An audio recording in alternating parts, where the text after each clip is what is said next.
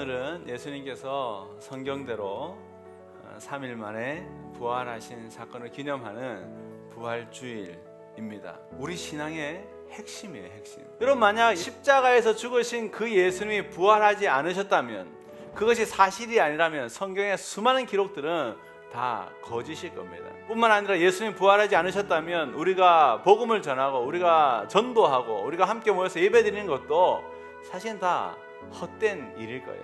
여러분, 성경에 수많은 예수님 부활하신 증거들이 있어요. 제가 평소에는 예수님 부활의 증거에 대해서 2000년 전 예수님이 부활했을 당시의 증거들을 가지고 설명했었는데, 오늘은 우리가 바로 예수님의 부활의 증거다라는 이 관점으로 하나님 말씀을 잠시 나누려고 합니다. 사랑하는 여러분, 예수를 믿으면 옛 사람이 죽습니다. 뿌리가 뽑히는 거예요. 부활의 생명이 주어집니다. 그러면요, 반드시 변화가 나타나게 돼 있어요. 부활의 생명이 나에게 주어짐으로 나타나게 되는 변화.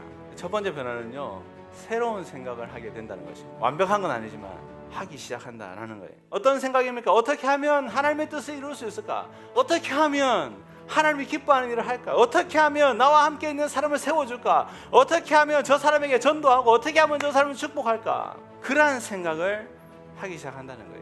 두 번째는요, 새로운 말을 하게 되었다라는 것이에요. 그 말이 뭐예요? 덕을 세우는 말이고 은혜를 끼치는 말이고 거짓을 버리는 것이고, 이것이 부활 생명을 가진 자에게 나타나는 변화라는 것이에요. 세 번째 변화는 무엇입니까? 새로운 삶의 목적을 가지게 되었다는 거예요. 여러분, 부활 생명을 부여받은 우리에게 나타나는 중요한 특징 중에 하나는 더 이상 자신만을 위하여 살지 않는다라는 것이에요. 예수를 믿고 부활의 생명을 얻게 되면 자기만을 위하여 살지 않고 나를 위하여 생명을 주신 예수님을 위하여 살기 시작한다. 예수님이 나에게 영원한 생명을 허락하셨는데 그 영원한 생명을 빚진 자로서 그 예수를 위하여 살아가기 시작한다라는 것입니다. 전혀 다른 삶을 살게 되어 있는 것입니다. 마지막 변화는 사람들과의 새로운 관계가 형성되게 되었다는 것입니다. 관계 확장입니다. 내가 주님을 영의 눈으로 보기 시작할 때 우리 주변에 있는 사람들도 그러한 눈으로 보게 된다는 거예요. 예전에 세상의 눈을 가지고 세상의 가치관을 가지고 사람들을 평가하고 판단하고 늘 이런 관점을 살았다가 주님을 보는 관점이 새로워지니까 주변에 있는 사람들을 보는 눈이 달라지는 거예요. 있는 그대로 사람들을 받아주기 시작하는 것입니다.